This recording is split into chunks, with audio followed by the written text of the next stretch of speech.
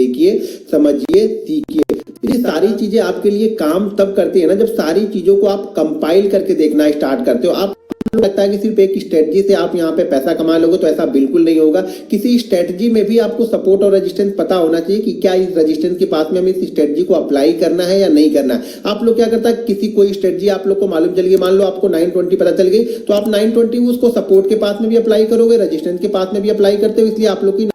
लोगी मेरी 920 continue work करती रहेगी, क्योंकि मुझे मालूम है कि इसको किस जगह पे करना है और किस जगह पे नहीं करना है। मैं कितना भी बता लूंगा आप नहीं समझोगे जब तक आप खुद सपोर्ट और रेजिस्टेंस को अप्लाई करके नहीं देखोगे। आप अपनी ट्रेडिंग लाइफ में सपोर्ट और रेजिस्टेंस को अप्लाई कीजिए, बहुत अच्छा वर्क करेगी। आपकी ट्रेडिंग स्टाइल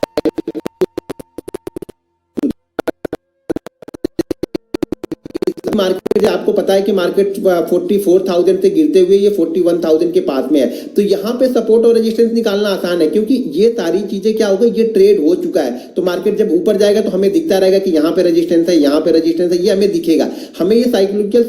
ज्यादा वर्क कब करते हैं, जब मार्केट ऑल टाइम हाई पे, जब मार्केट इस रेंज के ऊपर निकलेगा, जब इस रेंज के ऊपर मार्केट जब कंटिन्यू 42,000 के ऊपर कंटिन्यू ट्रेड कर रहा था, तो मैं वहां पे जब आप लोग को रेजिस्टेंस देता था तो लोग बोलते थे सर चार्ट में तो कुछ दिख नहीं रहा, तो आप रेजिस्टेंस किस तरह से एनालिसिस कर रहे हैं, किस तरह से रेजिस्टेंस को आप फेस कर रहे हैं, किस तरह आप निकाल रहे हो। तो ये क्या होता है, ये साइकोलॉजिकल सपोर्ट और रेजिस्टेंस होता है। हर 500 पॉइंट, देखिए जब मार्केट मान लीजिए कि अगर मार्केट का ऑल टाइम हाई हमारा मान लीजिए हमारे पास में है 41,200 समथिंग का कुछ ऑल टाइम हाई हमारे पास में है, ठीक है, सॉरी 44,200 का ये ऑल टाइम हाई हमारे पास में है। जब मार्केट 44,000 के ऊपर ट्रेड करना स्टार्ट करेगा ना, तब हमें क्या होगा, ये साइकोलॉजिकल सपोर्ट और रेजिस्टेंस हमारे लिए काम आएंगे, क्योंकि हमें यहाँ पे सपोर्ट रेजिस्टेंस आगे है नहीं, यहाँ पे खुला मैदान है, मार्केट कंटिन्यू ऊपर की साइड में जा रहा, तो ये साइकोलॉजिकल सपोर्ट रेजिस्टेंस काम करते हैं। अब देखिए ये काम भी करना, हर 500 पॉइंट, ये जरूरी नहीं है कि रेजिस्टेंस ही लेगा, ये ध्यान रखो, ये जरूरी नहीं है कि हर 500 पॉइंट रेजिस्टेंस ही लेगा, लेकिन हमारे दिमाग में ये हर समय याद रखना है, जब कंटिन्यू मार्केट ऊपर की साइड में ऑल टाइम हाई रहा है, तो यहाँ पे ये ध्यान रखना है कि ये 500 पॉइंट रेजिस्टेंस होगा ही होगा। अब देखिए ये बनेगा नहीं बनेगा ये मार्केट को डिसाइड करने दीजिए, लेकिन हम वहां पे अलर्ट हो जाए। हो सकता है क्या होता है कि मार्केट अगर इस रेंज के ऊपर निकले कंटिन्यू, हो सकता है ये 500 को निकाल के 600 700 ट्रेड करने लगे, जब उसी मोमेंटम में जा रहा है तो हम इसको जाने देंगे। जब ये 500 के आसपास जाके 500 जब 500 है ना, 41,500 है, तो इसका मतलब ये नहीं कि 41,500 पे ही रुकेगा, ये रेजिस्टेंस कहां पे वर्क करने लगेगा, 455 के ऊपर वर्क करने लगेगा।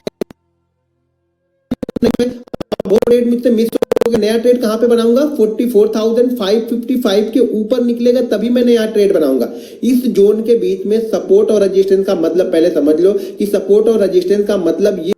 इस जोन के नई पोजीशन बाइंग की अब मुझे क्रिएट नहीं करनी है, ध्यान रखना, यहाँ पे मुझे नई पोजीशन बाइंग की क्रिएट नहीं करनी है। बाइंग की पोजीशन मैं तभी अब क्रिएट करूंगा जब ये 55 के ऊपर निकल जाएगा, क्योंकि अब ये 100 पॉइंट जो मेरे लिए है ये साइकोलॉजिकल सपोर्ट या रेजिस्टेंस है मेरे लिए,